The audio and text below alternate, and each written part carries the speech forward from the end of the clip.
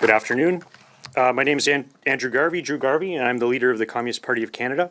Standing here with me is Adrian Welsh, who's a member of our party's executive, as well as the National Secretary of the Communist Party of Quebec. So I'll be delivering our message in English, and Adrian will deliver it in French, and we'd be happy to answer any questions afterwards. We're here today because the federal government is using the attacks on Canadian sovereignty and independence by the United States government to carry out a corporate coup. A corporate coup that sells out working people across Canada. Make no mistake, the threats from the Trump administration are very serious, but the Carney government is not fighting back.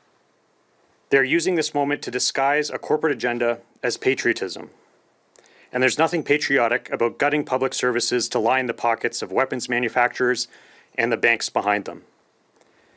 This is the same old corporate agenda of austerity and privatization. However, now it's greatly accelerated and coming at a time when the working class can least afford it. Just look at the reality of life across Canada for the vast majority today. More than 2/3 of people across Canada can't afford a mortgage. Millions of Canadians can't afford their rent.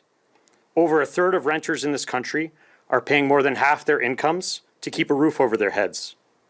Our kids are in overcrowded classrooms, or they're waiting for years for a childcare spot. Our hospitals are well past the brink, with wait times already leading to unnecessary deaths. And yet, corporate profits hit a record high of $677 billion in 2025. The gap between the richest and the rest of us is at an all-time high. The Carney government claims we're in a crisis that requires real change. Well, we would certainly agree with that, but this is a capitalist crisis. And Carney's class is looking to deepen the pain of the working class for their own gain. The Liberal and Conservative parties claim that an expanded war economy will protect us from Trump's tariffs. But their proposed $150 billion a year war budget is a fraud. It's not about defending our sovereignty, it's about subsidizing the U.S. war machine. Lockheed Martin and the banks are the real winners. The Liberal government says this spending will create jobs, but research from Brown University last year proves otherwise. For every $1 million of public money spent on the military, only 5 jobs are created. But spend that same $1 million on healthcare and you create 9 jobs. Spend that $1 million on education and you'd create 13 jobs. War spending is in fact the least effective way to put food on working families' tables. It is the most effective way to move public funds to corporate profits. Many Canadians support this military spending increase because they want to defend Canada from the United States. Well, they're well-intentioned, but they're being dangerously misled. The idea that Canada can successfully resist the most powerful military in human history, with which our forces are deeply integrated, is simply not realistic. We are directly subordinated to the U.S. military command through the permanent command structure of NATO. Increasing military spending is not to spite Donald Trump, but at the behest of his demands. In his first meeting with Trump at the White House last year, Carney thanked the president for being quote-unquote transformative, particularly on the issue of getting NATO countries to cough up more money for the U.S. NATO war machine. If the Carney government was serious about defending sovereignty, they would be rolling back U.S. corporate penetration at home through expanding public ownership. Genuine sovereignty is not built with bombs, it's built with solidarity. It's built on universal health care, public education, decent housing, and democratic control over our economy. All of these are being rolled back in favor of military contracts. We understand that an army is necessary for independence and for responding to natural disasters like the wildfires devastating Northern Ontario and the West. But these massive spending increases serve the opposite purpose. They surrender Canada's sovereignty to U.S. imperialism, the main danger to peace in the world, not Russia or China. We believe Canada's military should be exclusively a defensive force. That means no more soldiers deployed in offensive missions outside our borders. No more money for U.S.-led wars. That is why we demand not only the cancellation of these increases, but a 75% reduction in the military budget from pre-increase levels and the transfer of these funds to social spending to meet the needs of working-class Canadians. The Communist Party of Canada is fighting for policies to create jobs, raise wages, and build a truly independent Canada. To raise wages and living standards, we need a truly livable minimum wage, a massive expansion of social housing, and price controls on food, fuel, and rent to stop corporate price gouging. To create real jobs, we need to get out of the USMCA. Corporate free trade is a race to the bottom, which has already led to deindustrialization of much of Canada's manufacturing sector. Free trade is no antidote to Trump's tariffs for working people. We must nationalize our key industries, auto, steel, and aerospace, and put them under democratic public ownership. We've already poured billions of dollars into these industries over decades. It's time we should own them and socialize their profits and not just their losses. We need to bring energy and natural resources under public ownership for a just green transition, and we need to create jobs in the public sector by funding education, childcare, and healthcare, not warfare. To fight for peace and sovereignty, Canada must withdraw from NATO and NORAD and pursue a foreign policy of peace and disarmament and international solidarity. Prime Minister Carney postures about sovereignty, yet he calls the US's illegal war in Iran, quote unquote, worth it, and refuses to condemn unprecedented US aggression against Cuba. This is an absolutely shameful abandonment of Cuba. This enabling of US imperialism is ultimately a betrayal of the fight for our own sovereignty and independence. It's time Canada really stood up for international law and the UN Charter. The Communist Party has been active across the country from Victoria to St. John's. We are getting people to fill out postcards to send to their MP to stop the war economy. And we've received a very positive response. Polls show that the vast majority of Canadians are against war. And when it is explained that this military spending will actually tie Canada more closely to the US-NATO war machine, most people agree that military spending should be transferred to social spending. Most people understand that we need a clean break with US imperialism. Already, hundreds have sent MPs postcards with the demands of the campaign, and by the end of the summer, the end of the campaign, it will be thousands. We invite everyone to visit our website, that's communist-party.ca, to send a message to their MP. Shift war spending to social spending.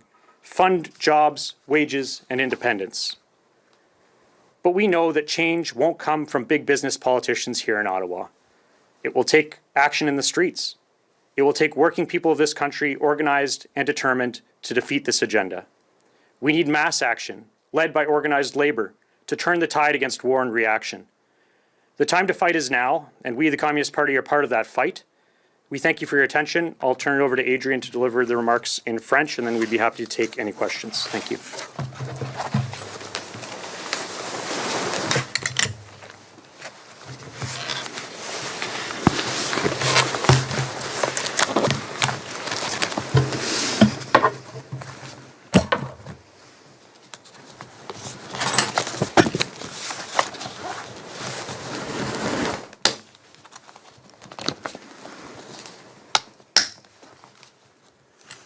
Bonjour, bon après-midi. Vous avez entendu Andrew Garvey, le chef du Parti communiste du Canada, qui a présenté nos remarques liminaires en anglais.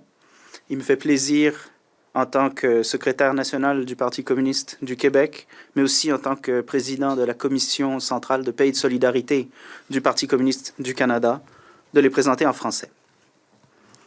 Nous sommes ici aujourd'hui parce que le gouvernement fédéral profite des attaques menées par le gouvernement états-unien contre la souveraineté et l'indépendance du Canada pour mener ce que nous considérons comme un coup d'État des grandes entreprises, un coup d'État qui trahit les travailleurs et les travailleuses de l'ensemble du Canada. Ne vous y trompez pas, ne soyons pas dupes. Les menaces de l'administration Trump sont très graves, oui, mais le gouvernement Carney ne riposte pas. Il profite de cette situation, en fait, pour passer en force un programme favorable au monopole qui est loin de patriotisme de stuc et de pacotille.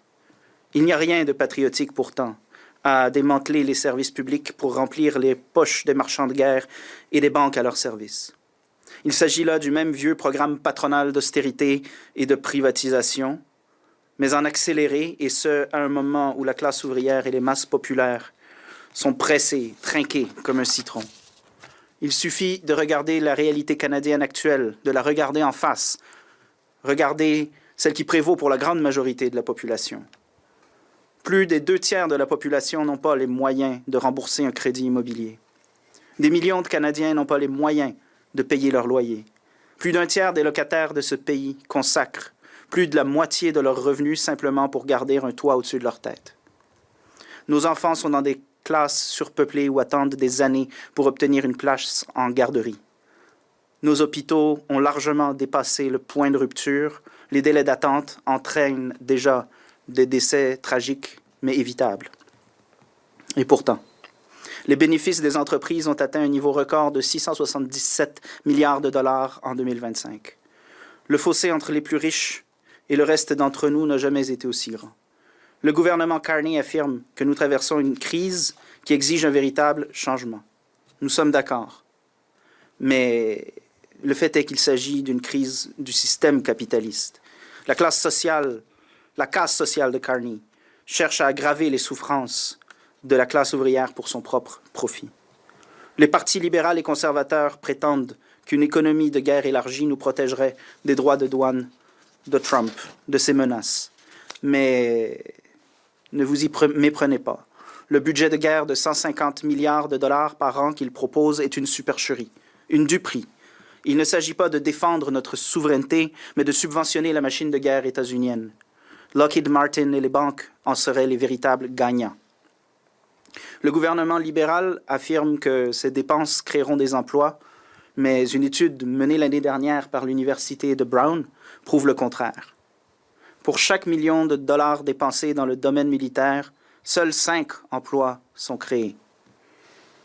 En contrepartie, si l'on investit ce même million de dollars dans la santé, on crée 9 emplois et 13 dans l'éducation.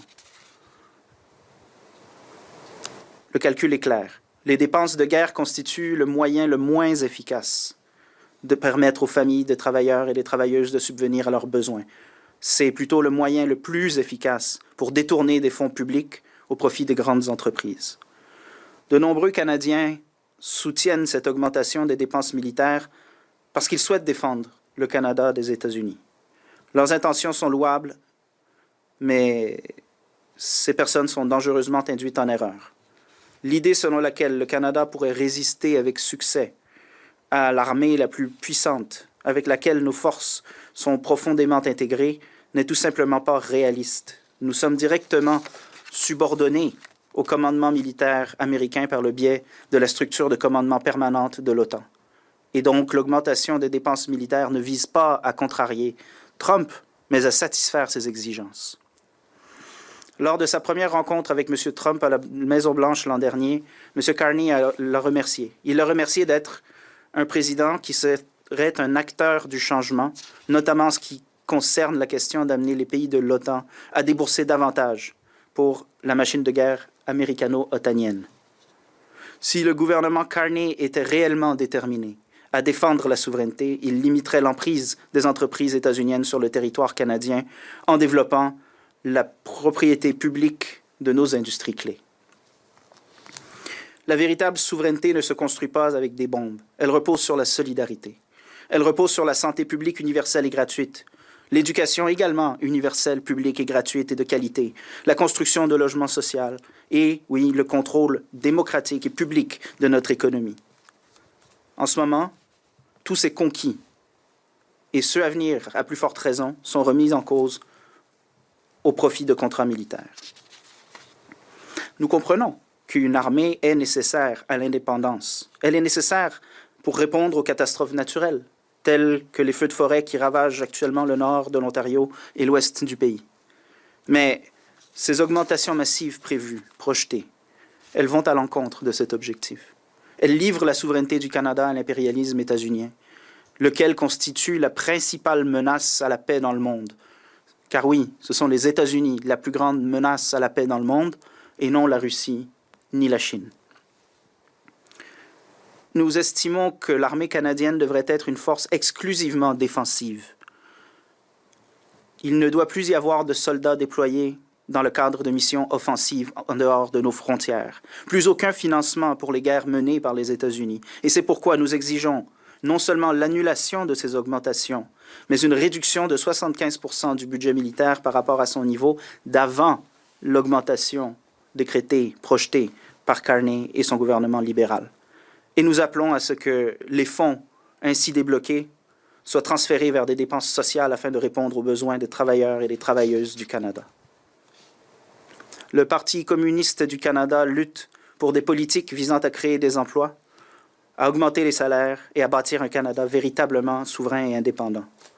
Pour augmenter les salaires et le niveau de vie, nous avons besoin d'un salaire minimum décent, d'une expansion massive du logement social et d'un contrôle des prix des denrées alimentaires, du carburant et des loyers afin de mettre un terme aux pratiques abusives des grandes entreprises.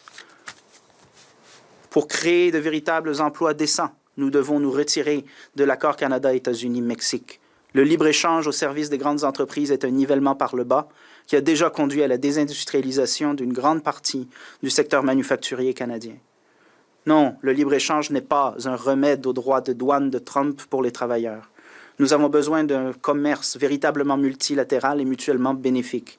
Nous devons nationaliser nos industries clés telles que l'automobile, la sidérurgie et l'aéronautique, et le tout sous un régime de propriété publique et démocratique. Nous avons déjà injecté des milliards de fonds publics dans ces industries pendant des décennies. Nous devrions maintenant, désormais, en être propriétaires et socialiser leurs profits et pas seulement leurs pertes. Nous devons placer l'énergie et les ressources naturelles sous propriété publique pour une transition écologique juste et créer des emplois dans le secteur public en finançant l'éducation, les places en garderie, la santé publique, mais pas la guerre. Lutter en faveur de la paix et de la souveraineté, c'est lutter pour que le Canada se retire de l'OTAN et du NORAD et mène une politique étrangère fondée sur la paix et la solidarité internationale.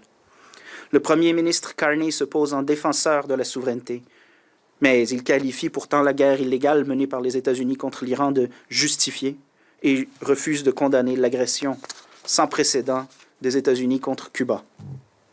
Ce soutien à l'impérialisme états-unien constitue en fin de compte une trahison de la lutte pour notre propre souveraineté et notre indépendance. Il est grand temps que le Canada défende véritablement le droit international et la Charte des Nations unies. Présentement, le Parti communiste mène une campagne active partout à travers le pays, de Victoria à St. John's, en passant par Montréal et Toronto, et même ici à Ottawa. Le parti recueille des signatures dans le cadre de cette campagne, une campagne de cartes postales que nous invitons la population à adresser à leurs députés en exigeant la fin de cette économie de guerre. Et tout au long de nos activités partisanes, nous avons reçu un accueil favorable de la part des gens dans la rue. Les sondages, d'ailleurs, nous donnent raison et montrent que la grande majorité des Canadiens est opposée à la guerre et particulièrement, une fois qu'on leur explique les visées véritables de ces dépenses militaires, qu'on leur explique qu'elles ne feront en réalité que lier plus étroitement le Canada à la machine de guerre américano-otanienne, la plupart des gens conviennent que les dépenses militaires devraient être réorientées vers les dépenses sociales. La plupart des gens comprennent que nous devons rompre définitivement avec l'impérialisme yankee. Déjà, des centaines de personnes ont envoyé à leurs députés des cartes postales reprenant les revendications de notre campagne et elles seront des milliers d'ici la fin de celle-ci. Nous invitons donc tout le monde à se rendre sur notre site internet communist-party.ca pour envoyer un message à leurs députés, exiger la réorientation des dépenses de guerre vers les dépenses sociales. Finançons l'emploi, les salaires et l'indépendance. Nous savons que le changement ne viendra pas des politiciens au service des grandes entreprises ici à Ottawa.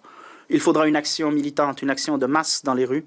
Il faudra que les travailleurs de ce pays, organisés et déterminés, viennent à bout de ce programme belliciste.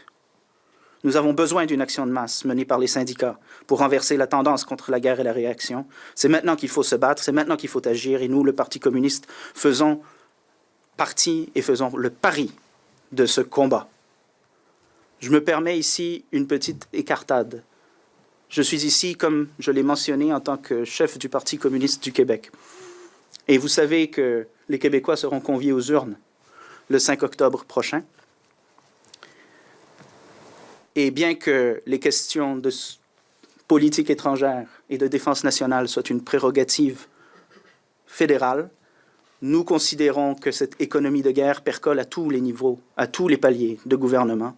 Et c'est pourquoi nous, communistes québécois, qui présenterons pour la première fois depuis 1998 10 candidats lors de nos élections provinciales, dont d'ailleurs un candidat à Sherbrooke pour la première fois depuis 1989, feront de cette opposition à l'économie de guerre, de la lutte pour la solidarité internationale et la paix, une priorité, une véritable question de campagne.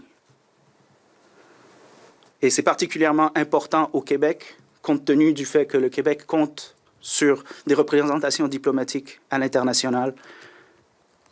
Et il n'en tient qu'à nous, par nos luttes, de nous assurer que celles-ci servent les intérêts de la lutte pour l'indépendance, la souveraineté canadienne et contre l'arrimage à l'impérialisme états-unien. Nous lutterons entre autres pour la réouverture du bureau du Québec à La Havane qui a été fermé en 2017. Fermé pourquoi? Insidieusement, on se rend compte qu'une fois celui-ci fermé, le Québec en a ouvert un à Tel Aviv. Et donc nous lutterons pour la fermeture du bureau à Tel Aviv et la réouverture de celui à La Havane en signe de gage et en témoignage d'un appui au droit international et à la charte de l'ONU. Nous vous remercions de votre attention et vous assurons de notre entière disposition à répondre à vos questions. Merci. Thank you. We'll now start the question period. There is no one online right now. And there's no question in the room. That will conclude the press conference. Thank you. Merci. Merci. Merci.